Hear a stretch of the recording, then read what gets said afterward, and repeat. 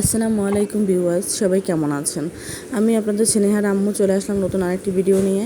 তো না টেনে ভিডিওটি সম্পূর্ণ দেখুন আর আমার সাথেই থাকুন। যে যেখান থেকে আমার ভিডিওটি আজকে দেখছেন, সবার কাছে একটাই রিকোয়েস্ট, যারা ইউটিউব থেকে দেখছেন তারা আমার পেজ চ্যানেলটি সাবস্ক্রাইব করে দেবেন, আর যারা ফেসবুক থেকে দেখছেন তারা অবশ্যই আমার পেজটি ফলো করে দেবেন। কারণ আপনারা যদি আমাকে একটু সাপোর্ট না দেন তাহলে এত কষ্ট করে ভিডিও করি কাদের জন্য বলেন? হয়তো আপনারা একটা ভিডিওর পিছনে যতটা আমার পরিশ্রম দিই সেটা আপনারা দেখতে পান না, হয়তো উপর থেকে যতটুকু দেখা যায় অতটুকুই আপনারা দেখেন। তাই আপনাদের কাছে রিকোয়েস্ট যে এতটুকু সাপোর্ট আমাদের করবেন, তাহলে আমরা ভিডিও করার প্রতি অনেক বেশি উৎসাহ পাই। কারণ আমরা যারা ভিডিও বানাই তাদের দেখা যায় সারাদিন একটা মোবাইল হাতে নিয়ে বসে থাকা লাগে, এবং কি সব ভিডিও করে পরে ওইগুলো কাটছাট করে এডিট করতে হয়, অনেক ঝামেলা হয়। তো যাই হোক, আজকে আমি আপনাদের তৈরি করে দেখাবো গরুর মাংসের কষা রেসিপি। গরুর মাংসের কষা রেসিপি খেতে পছন্দ করে না এমন মানুষ খুব কমই পাওয়া যায়। অবশ্য গরু বলতেই মজা এবং সুস্বাদু, গরু বলতেই সবার পছন্দনীয় একটা জিনিস। গরু এমন একটা জিনিস যা সব কিছুই খেতে ভালো লাগে, এমন একটা বিষয়। তো আমার কাছে তো ভীষণ পছন্দের গরুর মাংস, আপনাদের কাছে কি পছন্দের কি না সেটা কমেন্ট করে জানিয়ে দেবেন। তো আজকে আমার রেসিপিটি আপনারা অবশ্যই দেখতে পাচ্ছেন। আমি কিন্তু রেসিপির মূল উপকরণগুলো সহজে মুখে বলি না, কারণ যেহেতু এগুলো ভিডিওর মধ্যে থাকে, এর জন্য আমি অন্য বিষয়ে সবসময় কথা বলার চেষ্টা করি।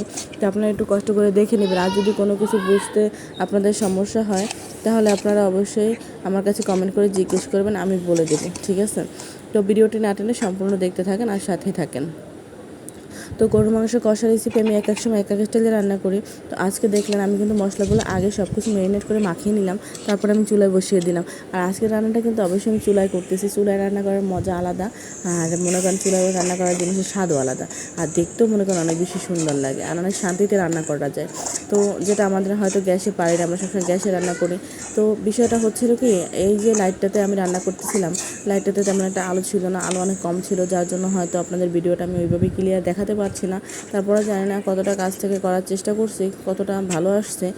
কালারটা হয়তো ঠিকভাবে আসতেছে না, হয়তো বা দিনের রান্নাটা করলে আপনারা কালারটা অনেক সুন্দর বুঝতে পারতেন, দিনের আলোতে অনেক সুন্দর আসতো।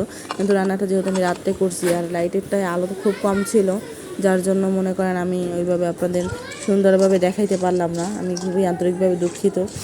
তবে চুলা রান্না করার জিনিসের স্বাদ, কালার সব কিছু অন্যরকম হয়, যেটা আসলে না দেখলে বুঝতে পারবে না। রান্না করতে পারলে সব কিছুতেই মজা হয়, কিন্তু তার ভিতরে আছে না চুলার রান্নার মজা, চুলার পাড়ে বসে রান্না করা, এটা কিন্তু আসলেই আকর্ষণীয়। সেটা হয়তো আপনারা যারা চুলায় রান্না করেন তারা জানেন।